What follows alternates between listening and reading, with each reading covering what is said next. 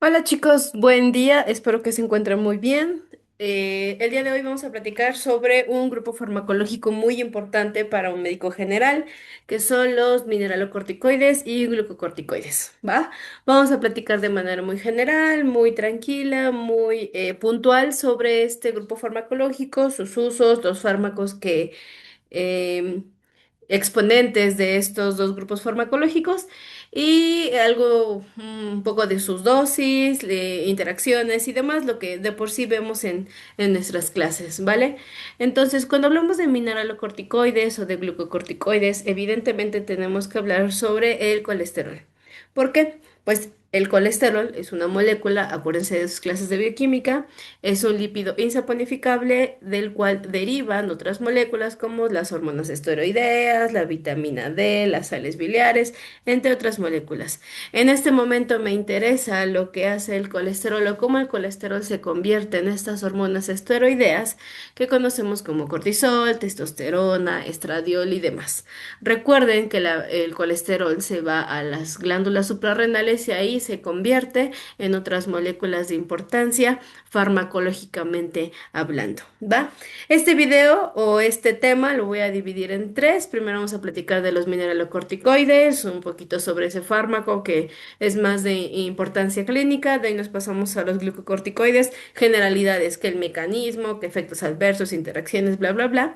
Y la tercera parte que van a ser los fármacos, todos los fármacos glucocorticoides, lo que siempre les digo.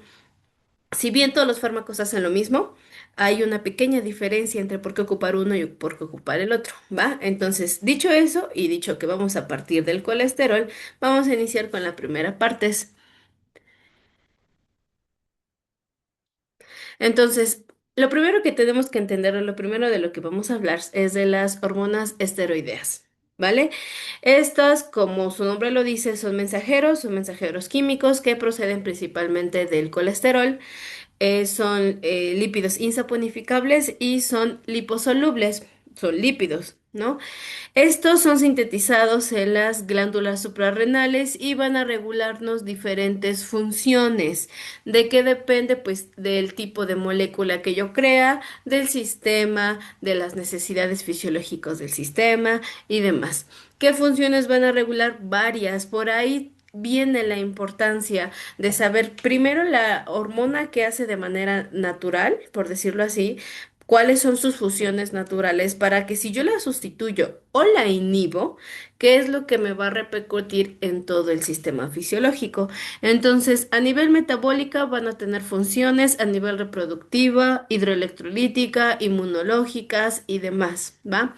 Si ustedes se fijan o si ustedes recuerdan, la glándula suprarrenal se va a dividir por zonas y en cada zona yo voy a generar diferentes tipos de hormonas, ¿va? Empezamos con la pregnenolona, que es la precursora, o más bien, sí, de todas las hormonas y esta procede del colesterol directamente y la pregnenolona, dependiendo de las necesidades del organismo, pues se va a mover a las diferentes áreas y me va a producir mineralocorticoides, glucocorticoides y estrógenos. ¿Vale?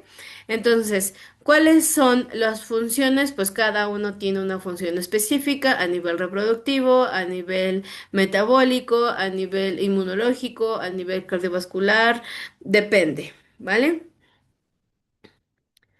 Ahora, aquí está la glándula suprarrenal. Recuerden que está cerca del riñón, arriba para ser específicos, y esta, si le hacemos un corte, vamos a tener varias zonas o varias capas. La médula, que es la más cercana al centro, de ahí va a venir la zona reticular, más yendo hacia afuera, está un poquito más lejana, la zona fascicular, que es esta gris que está por acá, la zona glomerulosa, que es más pequeña, pero que aquí se alcanza a ver un poquito, vamos a hacerle un zoom acá en rojo. ¿Va? Y la cápsula, que es la que envuelve la glándula suprarrenal, ¿vale?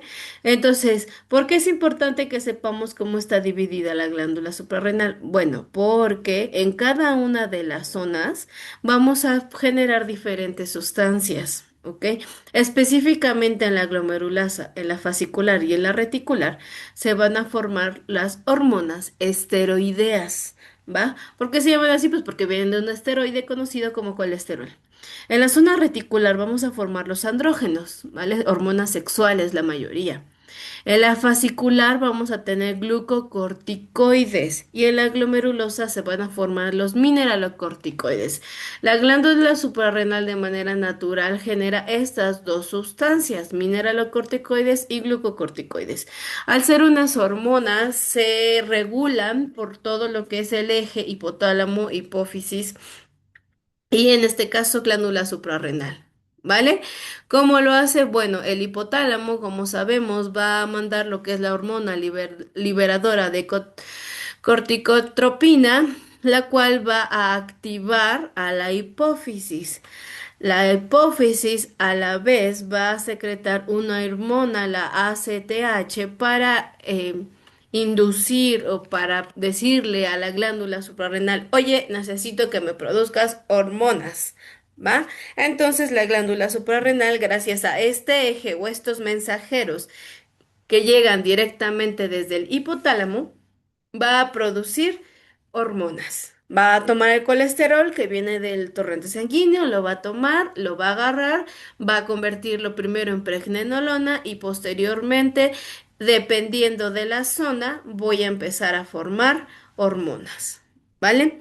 Algo que sí es importante tener en cuenta es que la pregnenolona es el precursor y este se va a convertir en otra, por ejemplo, en progesterona, y ya de ahí se va a ir a esta zona a formar mineralocorticoides. Si yo necesito glucocorticoides, la pregnenolona se convierte en 17 alfa hidroxipregnenolona, posteriormente 17 alfa hidroxiprogesterona y va a ir bajando hasta llegar a los glucocorticoides. ¿Va? Si necesito andrógenos o estrógenos, va a seguir bajando y se va a venir para acá.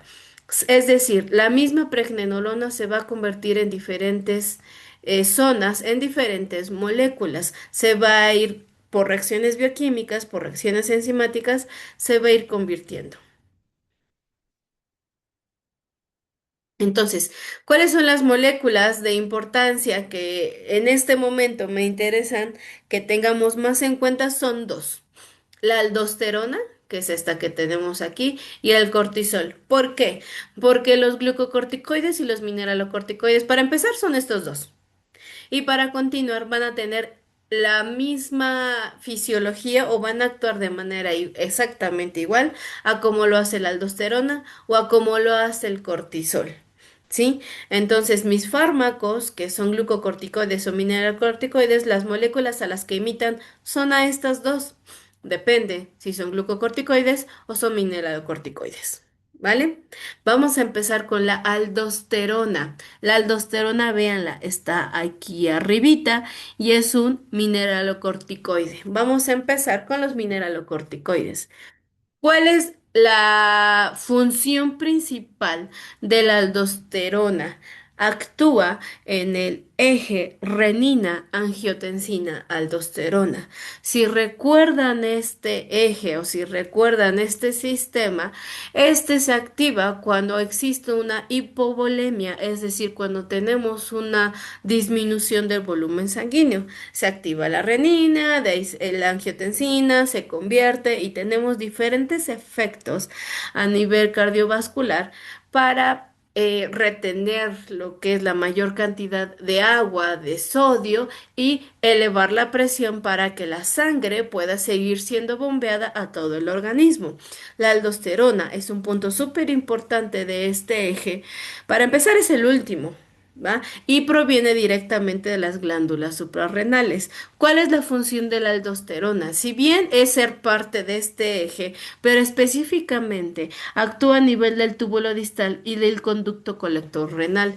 Es decir, cuando se secreta, cuando todo el sistema se activa, a la última a la que activan es a la aldosterona. Entonces, ¿esta qué es lo que hace? Llega a nivel del riñón y le dice, ¿sabes qué? Estamos perdiendo agua, estamos perdiendo volumen. Si nos recordamos nuestras clases de bioquímica de la ósmosis, yo necesito retener sodio para mantener el volumen. ¿Va?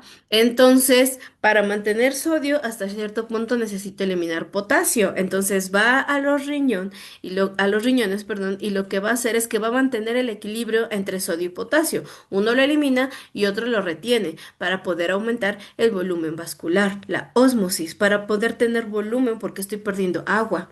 ¿Va? Entonces va a regular el volumen extracelular y va a contribuir al control de la presión arterial. Recuerden que yo lo que hago en este sistema renina, angiotensina y aldosterona, hago vasoconstricción para aumentar la presión. Entonces, la presión de mi paciente empieza a aumentar para que la sangre pueda llegar a todos lados. Pero no solo aumento la presión, sino que a nivel del riñón hago estos efectos. Voy a mantener el equilibrio de sodio y del potasio. ¿Vale? ¿Cómo es que lo hace o cómo funciona la aldosterona? Consiste en unirse al receptor mineralocorticoide a nivel del túbulo distal y del conducto colector renal. Recuerden que tenemos a nuestra nefrona, que es la unidad básica o la unidad funcional de nuestro riñón. Tenemos lo que es en el riñón los cálices y ahí tenemos miles y miles de nefronas. ¿Cómo está dividido? Tenemos primero la cápsula de Bowman, en donde va a caer absolutamente todo y empieza su viaje, por decirlo así. Tubo contorneado proximal, asa de Henle, túbulo contorneado distal y túbulo colector. Todos estos, en cada una de estas células o de estas tuberías, yo voy a tener eh, células que tienen bombas. Y las bombas me van a ayudar así de intercambios. Recuerden, tú te sales, tú te quedas. Voy a reabsorber agua, voy a reabsorber sodio, este voy a sacar, si meto uno, pues saco el otro. Voy a meter protones, hidrogeniones. Dependiendo del túbulo, es lo que es lo que la célula es lo que va a hacer. ¿Vale? Entonces, en el túbulo contornado distal y en el colector, es decir, por esta altura y por esta altura, va a haber receptores para mineralocorticoides. Entonces, ¿qué es lo que va a hacer este mineralocorticoide? Pues se va a pegar a lo que es el tubo, ¿va? Cuando se pega, va a tener diferentes efectos, ¿va? Al pegarse al receptor de mineralocorticoide, va a inducir la expresión de proteínas. ¿Cuál es su función? Van a reabsorber sodio y agua. Vamos a regresar un poquito a las clases de bioquímica. Recuerden que los electrolitos no sirven para mantener el volumen de agua, ¿va?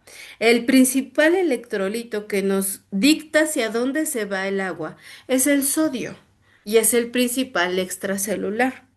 Entonces, si yo quiero retener mi agua, yo necesito tener sodio, ¿va? Para que haya unos niveles de concentraciones tanto dentro de la célula como fuera de la célula, líquido intracelular y líquido extracelular. Cuando hay una pérdida de volumen, yo necesito mantener el sodio y el agua para que siga ese equilibrio. Entonces, uno de los objetivos del sistema renina-angiotensina-aldosterona es precisamente ese, mantener el equilibrio osmótico, ¿ok? Entonces, ¿cómo voy a tener el equilibrio osmótico? Pues reteniendo a los principales involucrados en el equilibrio osmótico, es decir, sodio y agua, ¿va? Recuerden sus clases de ósmosis.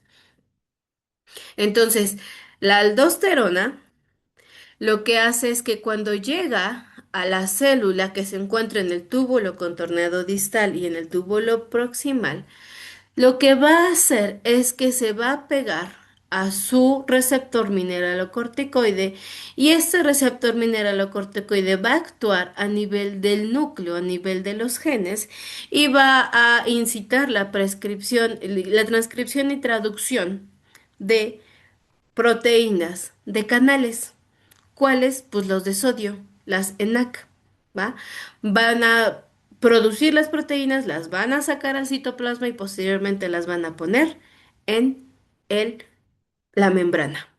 ¿Cuál es la función de estas? Ojo, no solo va a sacar proteínas para sodio, también va a sacar proteínas para potasio. Porque, acuérdense, uno entra, pero alguien tiene que salir. Y sobre todo si hablamos de electrolitos, son bombas. Entonces, para poder activar las bombas sodio, potasio, ATPasa. Entonces, ¿qué pasa con el sodio? Se mete y el potasio se sale, ¿vale? Igual aquí.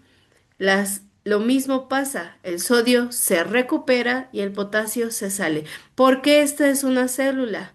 Entonces yo lo que tengo que hacer es recuperar el sodio y sacar el potasio. Entonces tengo dos partes, una apical y una vasolateral.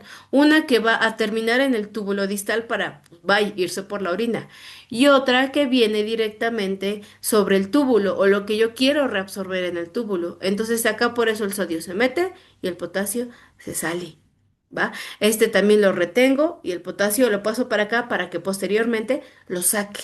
Sí, esta es como la célula, la que está haciendo la chamba de meter y luego pasarlo para acá y meterlo y luego pasarlo para acá, meterlo para reabsorberlo y meterlo para eliminarlo.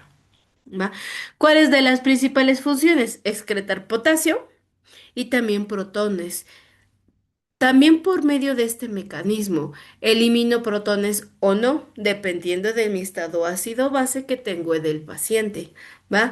Voy a aumentar el volumen intravascular al retener sodio y al retener agua y también la presión arterial. Modulo o acomodo esta parte, ¿va? Digo, ok, no tengo agua, pues no voy a tirar el agua, ¿verdad? Entonces lo que voy a hacer es retenerla. Hay solamente un fármaco que sirve como mineralocorticoide que se conoce como la fludrocortisona, ¿va? La fludrocortisona fue descubierta más o menos por ahí de los 50, 1950, pero quiero que vean la estructura química de la fludrocortisona. Estos cuatro anillos que tenemos acá, ¿de dónde provienen? O parecidos a qué molécula es, pues al colesterol. ¿Va? Un anillo, digo cuatro anillos unidos que ya saben provienen del esterano, después colesterol, después se convirtió en pregnenolona y al final en cortisona. Digo, perdón, en aldosterona. Pero la base, ya vieron, es la misma. Provienen del colesterol, ¿vale? Esto es un corticosteroide sintético, pero tiene una potente actividad mineralocorticoide. ¿Por qué se considera corticosteroide? Pues porque viene del colesterol, ¿va? De hormonas esteroideas. ¿Vale? Entonces, por eso es un corticosteroide sintético, pero tiene actividad mineralocorticoide. Es decir, este tiene la función de unirse al receptor mineralocorticoide. Pero esto no quita que también tenga una leve actividad glucocorticoide. ¿En dónde va a tener su principal función? A nivel de los riñones, específicamente de la glándula suprarrenal, ¿va? En el receptor de aldosterona. ¿Ok? ¿Cuáles son los usos de la fludrocortisona? Principalmente insuficiencia suprarrenal primaria o la enfermedad de Addison. ¿Ok? Es cuando hay, o también puede ser para una hiperplasia suprarrenal, es decir, cuando hay algún tumor o cuando hay alguna enfermedad degenerativa o cuando hay algún problema a nivel de la corteza suprarrenal y necesitamos una terapia sustitutiva, ahí es en donde podemos ocupar la fludrocortisona, ¿va? Insuficiencia suprarrenal o la enfermedad de Addison. ¿Va? Hiperplasia, tumores y demás. Hipotensión ortostática, ¿a qué me refiero? Que tengo un problema a nivel de la presión o a nivel cardiovascular, puedo ocupar a la fludrocortisona para activar el eje y aumentar lo que es la presión arterial sistémica. ¿Va? O síndromes de pérdidas renales de sodio, ¿va? ¿Cuál es la función de la fludrocortisona? Es igual que la del mineralocorticoide, es decir, reabsorber sodio, ¿va? Que la aldosterona es la misma función, reabsorber sodio y reabsorber agua. Entonces, si no puedo reabsorber sodio, pues puedo ocupar esta terapia sustitutiva. Si tengo hipotensión, si mi presión está muy baja, puedo ocupar esta terapia sustitutiva para aumentar la presión como si estuviera activando el eje. ¿Va? Si no estoy produciendo las hormonas de manera correcta porque mi glándula suprarrenal tiene X situación, no las produce, tiene un tumor, lo que sea, podemos ocupar esto como terapia sustitutiva. Ahora, ¿cuál es la farmacodinamia de estas? Básicamente es unirse al receptor mineralocorticoide intracelular que ya lo conocemos en el túbulo distal y en el conducto colector renal. Es decir, actúa exactamente igual que como la aldosterona, ¿va? Yo tengo mi célula y tengo un receptor de mineralocorticoides. En este es en donde se une la aldosterona, acá, en el túbulo distal. ¿Qué es lo que va a hacer la fludrocortisona? Exactamente lo mismo. Recuerden, es sustitutiva, ¿va? Si no lo está haciendo la célula de manera natural, pues la obligo a hacerla. ¿Cómo? Pues activando el receptor. ¿Vale? Y por ende, pues todos los efectos, subir la presión, sustitutiva, si no tengo sodio y demás. Cuando se une al receptor de mineralocorticoide, ¿qué es lo que va a pasar? Pues va a ser como si se hubiera unido la aldosterona de manera natural. Va a reabsorber sodio, va a reabsorber agua. El sodio y el agua van para adentro otra vez. Recuerden que esto lo hace por medio de bombas. Si entra uno, sale el otro. ¿Con quién lo va a hacer? Pues con su compadre el potasio, ¿va? Entonces voy a excretar potasio, a reabsorber sodio y a reabsorber agua. ¿Qué otra cosa también excreto? Hidrogeniones. Aquí depende del estado ácido base del paciente. Recuerden que hay otras células que se encargan específicamente de saber si secreto o no hidrogeniones, ¿va? Voy a aumentar el volumen intravascular, ¿va? Voy a empezar a aumentar la presión arterial porque estoy metiéndole agua y sodio, ¿va? Entonces, en pocas palabras, la fluorocortisona y la aldosterona hacen exactamente lo mismo. Es el mismo mecanismo, ¿vale?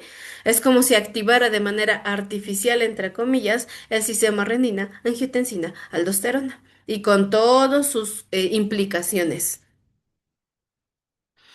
Ahora, hablando de su farmacocinética, la única forma farmacéutica que encontré y que hasta donde yo sé existe en México es oral, son tabletas.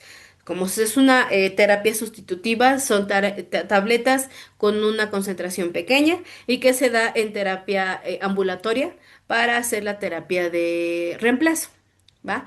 En cuanto a su absorción, es muy rápida, tiene una muy buena biodisponibilidad y vea la duración del efecto, es muy larga. Entonces, la ventaja es que tienes que solo lo podemos poner hasta una vez al día o cada 24 horas para evitar una acumulación, porque, ojo, estamos no alterando, pero sí estamos modificando o estamos eh, trabajando con un sistema hormonal fisiológico normal. Entonces, si cambia o algo parecido, evidentemente va a haber algún efecto, ¿va? Entonces debemos de darlos de acuerdo a su vida media o a la duración del efecto. Cada 24 horas es una media como estándar para aplicarlo, ¿va? En cuanto a su distribución, se van a unir principalmente albúmina. La albúmina es la que los va a llevar a su diana y tiene una muy buena unión a proteínas. El metabolismo es hepático, recuerden, si se metaboliza probablemente con algo va a tener interacción. Y la eliminación es renal. Una vez que se une, pasa la transcripción y sale. Aunque tiene una vida media corta, el efecto va a ser largo porque estamos actuando a nivel genes. ¿Va? Su función es llegar, activar un gen y ya. En lo que llega, activa el gen y se sale una vez hecha su chamba, la vida media va a ser muy corta, pero el efecto en lo que el gen se activa, se transcribe, se traduce, ese es el que me va a durar muchas horas. Ahora, ¿cuáles son los efectos adversos de la fludrocortisona? Principalmente están relacionados con el exceso de la actividad mineralocorticoide, lo que les comentaba. Al final del día estoy modificando o estoy alterando una función entre comillas normal aunque sea terapia sustitutiva. Sí, ahorita van a ver que las dosis son muy pequeñas, precisamente porque estamos hablando de una terapia sustitutiva, de un proceso muy delicado, detallado, controlado del sistema. Entonces, si yo me llego a pasar tantito, evidentemente los efectos, todos los efectos se van a dar o se van a notar. ¿Cuál es uno? Evidentemente la presión alta. Es como si yo activara el sistema renina-angiotensina-aldosterona, nada más porque sí, y pues empezamos con presiones altas, elevadas, elevadas, elevadas. Son efectos adversos que se pueden presentar, sí, en condiciones normales, pero también, evidentemente, si nos pasamos de las dosis, se presentan todavía, o el riesgo de presentarlos es mucho más grave, ¿vale? La retención excesiva de sodio y de agua evidentemente va a terminar en un edema.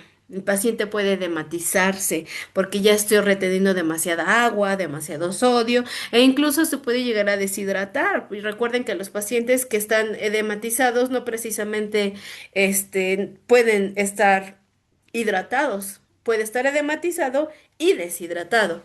Y obviamente puede tener implicaciones a nivel cardiovascular no solamente en la presión, sino también en la probable aparición de arritmias, porque estoy excretando demasiado potasio. Recuerden, para poder retener el sodio, yo tengo que eliminar el potasio. Entonces, ahí es en donde puede presentar hipopotasemia. ¿Va? Alcalosis metabólica por las mismas razones. Exceso de hidrogeniones que estoy eliminando, entonces hay una alteración a nivel electrolítico y tengo alcalosis metabólica, retención de sodio, entre otras. Ahora, ¿con qué fármacos sí, con qué fármacos no? Interacciones, principalmente diuréticos hipocalemiantes. ¿Va? ¿Por qué? Porque voy a arriesgar el riesgo de hipopotasemia. Hay algunos diuréticos, como por ejemplo la furosemida, que lo que hacen es precisamente eso. Empiezan a sacar demasiado potasio para retener sodio y agua. Entonces, si sumo, aquí es un efecto sinergismo. La furosemida me saca demasiado potasio, la fludrocortisona también me saca demasiado potasio. Pues, ¿qué va a pasar con mi pobre potasio? Pues va a pasar por los suelos. ¿Vale? Otro, los AINES. Los AINES, como el meloxicam o como la indometacina, aumentan la retención de sodio y el riesgo de edema. Recuerden que los AINES tienen por ahí un efecto también adverso a nivel renal. ¿Va? Entonces, a nivel renal, uno de estos también es que aumente la retención de sodio y agua igual a edema, ¿va? Otros antihipertensivos, ¿qué es lo que estoy haciendo? Parte de la fludrocortisona es aumentar tantito lo que es la presión arterial del paciente y es una terapia sustitutiva. Aquí es interacción contraria, un antihipertensivo con otro que me aumenta la presión, pues va a haber más bien, no va a haber efecto, ¿va? Uno lo aumenta y otro la disminuyo. Entonces, no voy a tener un efecto como tal. Si es que, por ejemplo, quiero ayudarles a aumentar la presión ortostática o aumentar lo que es la retención de sodio y demás, aquí hay efectos contrarios, porque precisamente muchos antihipertensivos, como el Losartán, bloquean el sistema renina, angiotensina, aldosterona. Entonces, pues uno me lo bloquea y el otro me lo activa. Pues no funciona así, ¿vale? Otra, glucocorticoides porque aumenta el riesgo de efectos adversos, ¿sí? Es decir, efectos sistémicos o efectos en sinergia que van aumentando. Entonces, en ese sentido, aquí es sinergismo de uno o de otro, pero son terapias sustitutivas eh, hormonales a nivel de corticoides, ¿vale? Lo que les comentaba, la que se ocupa principalmente es la fludrocortisona. La fludrocortisona viene en tabletas de 0,1 miligramos. Vean la dosis. Está súper chiquitita. Va, es 0,1 miligramos. Ni siquiera es 1 miligramo, es 0,1. ¿Va? Esta viene en tabletas. La terapia sustitutiva es vía oral. Y depende, o la posología va a depender de cómo esté el paciente, como lo vimos en los efectos adversos. El paciente, al estar modificando un eje tan sensible, va a haber alteraciones. Evidentemente vamos a empezar con 0,1 miligramos bioral cada 24 horas. ¿Va? Pero si la presión empieza a aumentar demasiado, el sodio empieza a aumentar, el potasio empieza a bajar y la renina empieza a actuar de manera diferente, o una de dos, o abrimos la brecha de posología cada 48 horas, o si ya nos estamos pasando, no está funcionando, lo pueden subir tantito, que no es lo recomendable, pero esto lo deben de ajustar de acuerdo a cómo está el paciente. ¿Va? Puede aumentar, puede disminuir, sí, pero depende del paciente. Si lo quieren como terapia sustitutiva y poco a poco lo quitan y resulta que el paciente ya está secretando sus hormonas de manera normal, se acabó. ¿Va? Ya no hay que ponerle más, pero vuelvo a lo mismo. Esta va a depender de la presión, los electrolitos, obviamente, y la actividad normal que nosotros tenemos sobre la renina. ¿Va? Entonces, consideraciones clínicas importantes sobre la fludrocortisona. Para empezar, como les comentaba, para decidir la dosis o los esquemas de dosis, o si los subimos y los bajamos y demás, deben de monitorizar a su paciente. ¿Va? Presión arterial, peso corporal, obviamente también deben de ver dieta porque estas vienen del colesterol, pero como ya vieron, hay el colesterol, ¿cuál? ¿No? Hay diferentes tipos de colesterol y debemos de saber, obviamente no va a ser el de membrana, ¿no? Cómo está su perfil de lípidos, tienen que ver también esa parte. Electrolitos séricos, obviamente, sodio, potasio principalmente, la actividad de la renina y los signos de sobrecarga, que ya tengo hipertensión, que ya tengo edema, esos son signos de sobrecarga, digo de sobrecarga. Obviamente, pacientes con la enfermedad de Addison se debe de asociar con un glucocorticoide para que sea como que completo. Si la glándula suprarrenal no está produciendo la cantidad suficiente de corticoides, entonces les debemos de ayudar no solo con un tipo, sino con todos los corticoides que tiene que secretar. En este caso, debemos de poner un glucocorticoide con un mineralocorticoide, ¿va? Entonces, es terapia sustitutiva, principalmente en la enfermedad de Addison. Y listo, chicos, terminamos mineralocorticoides y después vamos a seguir con lo que son glucocorticoides. Ahorita seguimos platicando.